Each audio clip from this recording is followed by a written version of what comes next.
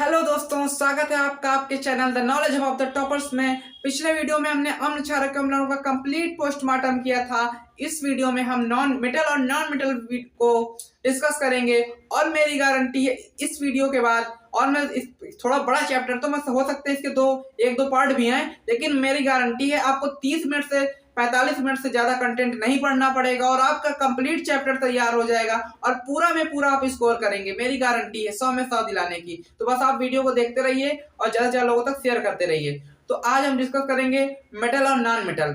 तो आपको पता होगा कि एलिमेंट जो होते हैं उनकी प्रॉपर्टीज के अकॉर्डिंग उनको हम मेटल और नॉन मेटल में बांटते हैं। तो क्या प्रॉपर्टी होती है आपसे पूछी जा सकती है, आपसे मेटल और नॉन मेटल का डिफरेंस भी पूछा जा सकता है। तो इस वीडियो में हम वही डिस्कस करने वाले हैं। तो सबसे पहले हम देखेंगे कि धातु और अधातु में हम बांटते हैं तत्वों को, तो उनके गुणधर्म क्या होते हैं। तो सबसे पहले हम देखेंगे भौतिक गुणधर्म। भौतिक गुणधर्म के आधार पर अंतर करने के बाद हम रासायनिक गुणधर्म की ओर जाएंगे। फिर हम धातु और उनके रासायनिक गुणधर्म देखने के बाद पता करेंगे कैसे धातुओं का निष्कर्षण किया जाता है, क्योंकि प्रकृति में ऐसे तो मिल नहीं जाते धातु, उनका हमें निष्कर्षण करना पड़ता है। कैसे हम उनको प्राप्त करते हैं इसके बारे में आगे डिस्कस करेंगे। तो चलिए इस वीडियो को शुरू करते हैं। तो सबसे पहले हम देखते हैं कि धातु और अधातु में क्या क्या अंतर होते हैं। तो देखिए, अगर हम भौतिक अवस्थाओं के अनुसार पर उनका अंतर जानना चाहें तो अगर हम मान लें धातु है और ये अधातु, अगर हम भौतिक अवस्था के आधार पर अंतर जानना चाहें तो हम क्या कर सकते हैं। सबसे पहले अगर हम चमक की, धात्विक चमक की बात करें तो इनमें एक धात्विक चमक पाई जाती है, जबकि इनमें धात्विक चमक नहीं पाई जाती है। और अगर हम दूसरे की बात करें तो अगर हम देखते हैं तो धातुएं समानता कठोर ही होती है ना। धातुएं आपने देखा वो कुछ अपवाद की बात नहीं कर रहा हूं, जैसे सोडियम पोटेशियम, ये तो खैर बहुत मुलायम होती है, हम चाकू से भी काट सकते हैं, लेकिन अधिकतर धातुएं कठोर ही होती हैं। और अधातु की बात करें तो अधिकतर अधातु मुलायम होती है, लेकिन हम कुछ अपवाद की बात नहीं करते। जैसे कार्बन है, कार्बन एक नॉन मेटल है ना, लेकिन वो कठोर ना होकर, मतलब मुलायम ना होकर कठोर है। तो लिख सकते हैं कि धातुएं समानता कठोर होती हैं। कुछ अपवाद जैसे लिथियम है, सोडियम, ये हाईली रिएक्टिव होते हैं, कोई बात नहीं, और ये हो जाते हैं जैसे। और अगर हम अधातु की बात करें तो कार्बन ऐसा अधातु, समानता तो ये मुलायम होते हैं, लेकिन कार्बन इसका एक अपवाद आप मान सकते हैं, जो कि आपने पढ़ा होगा कि ग्रेफाइट कितना कठोर होता है। कार्बन एक हीरा कितने कठोर, हीरा है जैसे ग्रेफाइट नहीं, हीरा कितना कठोर पाया जाता है। तो इसका आप एग्जांपल देख सकते हैं। अब तीसरा हम क्या देख सकते हैं इसका आंसर, तीसरा हम देख सकते हैं इसका रूप कैसे पाए जाते हैं। तो धातु आपने देखा होगा कि ज्यादातर धातु ठोस रूप में पाए जाते हैं। अगर हम सिर्फ एक अपवाद की बात करें वो है मरकरी। मरकरी ही ऐसी धातु है जो द्रव अवस्था में पाई जाती है। अगर हम अधातु बात करें, सभी अधातु ज्यादातर लिक्विड फॉर्म में या गैस फॉर्म में पाई जाएगी, लेकिन एक अधातु ऐसी है जिसका नाम ब्रोमीन है, वो कमरे के ताप पर ठोस अवस्था में पाई जाती है, मतलब ठोस या गैसीय रूप में पाई जाती है ज्यादातर अधातु। लेकिन एक देखिए, पहले जो धातु होती हैं वो समानता ठोस अवस्था में पाई जाती है, लेकिन मरकरी है जो द्रव अवस्था में पाई जाती है। अधातु समानता ठोस और गैसीय अवस्था में पाई जाती है,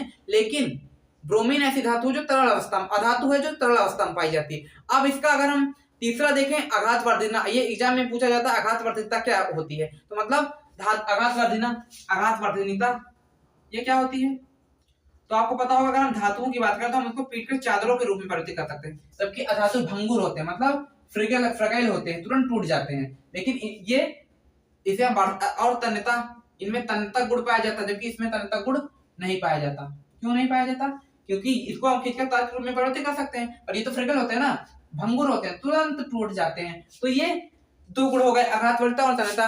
अगर हम और गुण की बात करें तो आपको पता होगा कि जो ये धातु होती हैं ज्यादातर विद्युत और ऊष्मा के सुचालक होते हैं ज्यादातर। अब हम अपवाद की बात नहीं करते कि लेड भी एक धातु है जो विद्युत का चालक नहीं होता है, और समानता जो अधातुएं होती हैं वो विद्युत के कुचालक होती हैं, लेकिन ग्रेफाइट सुचालक होता है विद्युत। ये कुछ अपवाद हैं जो आप समझ सकते हैं।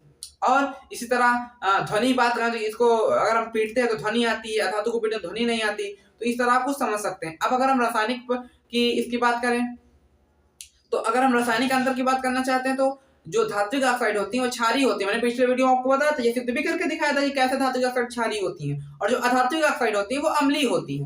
अब हम समझेंगे धातुओं के रासायनिक गुण। तो धातुओं के रासायनिक गुण में सबसे पहले हम देखेंगे कि धातु वायु के साथ कैसे अपक्रिया करती है, क्योंकि यही पहले इसकी रासायनिक है। तो पहला अगर रासायनिक गुण की बात करें तो धातु और अधातु में आपको अंतर समझ में आ गया होगा। अब हम धातु के रासायनिक गुण देखेंगे।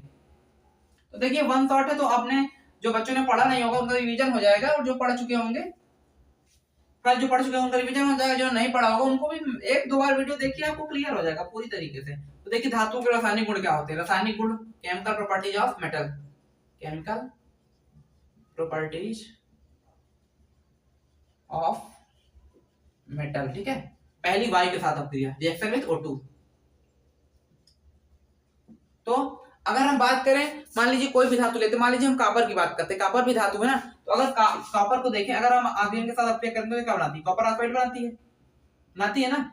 इसका मतलब कि धातु ऑक्सीजन से क्रिया करके धातु ऑक्साइड बनाती है, तो बेसिक रिएक्शन हो गई। ये तो आपको समझ में आएगा कि धातु ऑक्सीजन के साथ अपक्रिया करके धातु ऑक्साइड बनाती है। इसमें आप एक फेमस एग्जांपल लेते हैं एल्युमिनियम का, ये पूछा जाता है। Al प्लस O2 के साथ अपक्रिया करके Al2O3 बनाती है। इसको आप बैलेंस कर लीजिएगा, ठीक है। बैलेंस करने से कुछ नहीं करना, इसमें 4 का कर देना, इसमें 3 का कर देना, इसमें 2 से बैलेंसिंग हो जाएगी। अब ये आप धातु की तो आप समझ में आ गया कि धातु ऑक्सीजन के साथ अपक्रिया करके धातु ऑक्साइड बनाती है। अब हम समझेंगे कि धातु की दूसरी रासायनिक अपक्रिया जो है कि धातु की जल के साथ अपक्रिया, धातु जल के साथ कैसे अपक्रिया करता है। तो अगर हम धातु की दूसरी रासायनिक अपक्रिया की बात करें, धातु की जल के साथ अपक्रिया, तो आपको पता होगा कि धातु जल के साथ अगर अपक्रिया करेगा तो क्या बनाएगा, उसी धातु का हाइड्रा ऑक्साइड, और क्या बनाएगा साथ में क्या बनाएगा, अगर धातु जल भी बनाएगा ना, क्योंकि हाइड्रा ऑक्साइड से क्रिया करेगा तो एक H2 और एक O शेष रहेगा। नहीं, O कहां शेष रहेगा, O तो क्रिया कर लेगा, सिर्फ हाइड्रोजन बनाएगा। तो धातु जल के साथ क्रिया करके धातु हाइड्रा ऑक्साइड और H2 बनाता है, हाइड्रोजन गैस बनाता है। एग्जाम्पल अगर आपको समझना है तो मैं आपको एग्जाम्पल दे दूं, आप आसानी से समझ पाएंगे। जैसे मान लीजिए मैं आपको एग्जाम्पल देता हूँ Na का।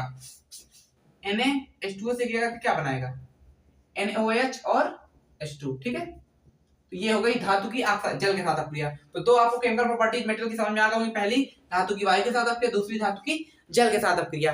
अब हम देखते हैं धातु की अम्ल के साथ अपक्रिया, वायु के साथ हो गई, जल के साथ हो गई। हम अम्ल की अपक्रिया देखते हैं, धातु की अम्ल के साथ अपक्रिया क्या होती है। तो धातु की अम्ल के साथ अपक्रिया क्या होती है, तो जो मेटल होती है धातु अम्ल के साथ अपक्रिया करके, पिछले वीडियो में डिस्कस भी किया था कि लवण प्लस हाइड्रोजन गैस बनाती है।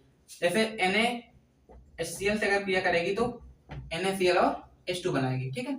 और Al अगर Cl से क्रिया करेगी तो AlCl3 प्लस H2। अगर आपको सूत्र बनाना नहीं आता तो आप कमेंट कर दीजिएगा, मैं वीडियो में आपको बता दूंगा ये सूत्र कैसे बनता है, कैसे इसकी संयोजकता होती है, कैसे पूरा मैं आपको बता दूंगा, ठीक है। मैं उम्मीद करता हूँ आपको ये आता होगा, इतना तो आपको आता ही होगा अगर आप रिवीजन के पर्पज से देख रहे हैं।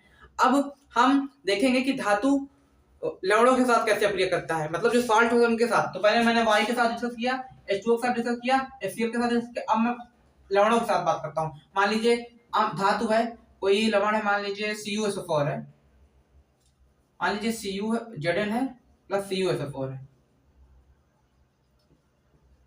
तो क्या होगा, तो ZnSO4 बन जाएगा और Cu मुक्त हो जाएगा। मतलब जो अधिक अपक्रियाशील है, कम अपक्रियाशील धातु को उसकी यौगिक से विस्थापित कर देता है। विस्थापन अपक्रिया भी है, तो बेसिक इसका विस्थापन हो जाता है जब लवण के साथ अपक्रिया होती है। तो एक लवण बना लेता है और एक वही धातु, दूसरी हमें धातु प्राप्त हो जाती है, तो विस्थापन अपक्रिया हो जाती है। तो आपको धातु की रासायनिक अपक्रिया समझ में आ गई होगी। तो अब हमने समझा ना कि Zn क्यों इसको विस्थापित कर रहा है। देखिए जिंक कॉपर को विस्थापित ऐसा क्यों कर रहा है,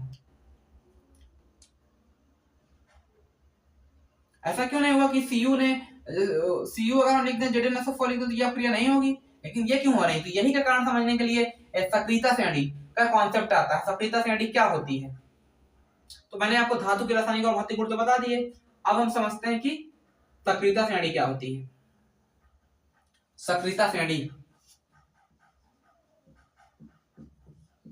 तो ये भी पूछी जाती है सक्रियता श्रेणी की परिभाषा से गुण बताइए। तो धातुओं को उनकी अपक्रियाशीलता के अवरोही क्रम में व्यवस्थित करने पर जो श्रेणी प्राप्त होती है, उसे हम क्या कहते हैं, उसे कहते हैं सक्रियता श्रेणी।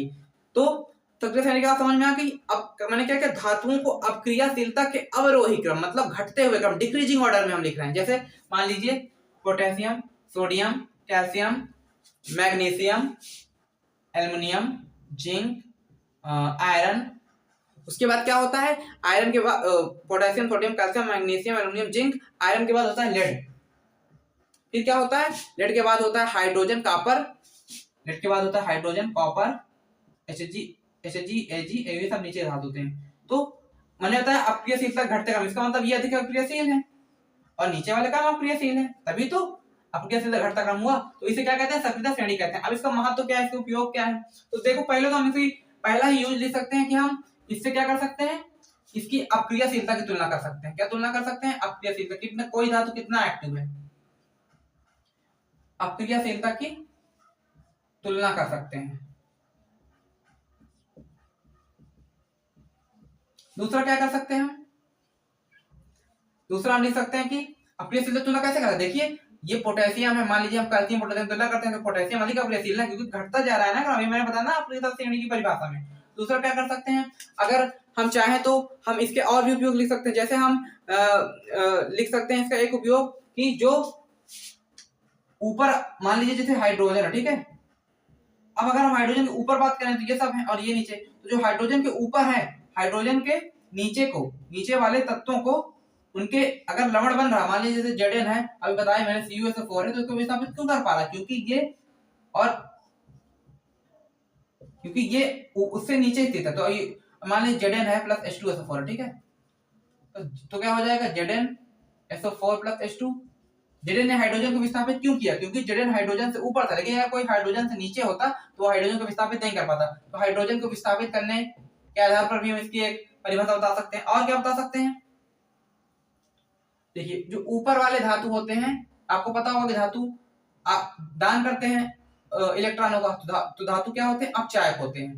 तो जो ऊपर वाले होते हैं ये प्रबल अपचायक होते हैं और नीचे वाले क्या होते हैं? प्रबल आक्सीकारक होते हैं। तो प्रबल अपचायक, प्रबल आक्सीकारक आप बता सकते हैं। तो ये 2-3 आप इसके गुण और महत्व जो भी पूछा जाए उसमें आप लिख सकते हैं। तो आपको आशा करता हूं आपको सक्रियता श्रेणी भी अच्छे से समझ में आ गई होगी। तो अब मैं अगले वीडियो में आपको बताऊंगा कि धातुओं का निष्कर्षण, इसके सिद्धांत, भर्जन, निस्तापन, जो कि मोस्ट आस्किंग बहुत ज्यादा पूछी जाती है, ये सब रिएक्शन मैं कवर कराऊंगा। तो आज की वीडियो में फिलहाल इतना ही। चैनल पर बने रहिए, बहुत ही जल्दी, तुरंत, थोड़ी लगभग कल मैं आपको ये वीडियो, अगला वीडियो भी दे दूंगा। तो जैसे ही मेरे चैनल को सब्सक्राइब कीजिए, मेरी गारंटी मैं आपको बोर्ड एग्जाम में टॉप करवा के ही मानूंगा, ठीक है। तो मेरे चैनल को सब्सक्राइब कीजिए और ज्यादा लोगों तक शेयर कीजिए। Thank you.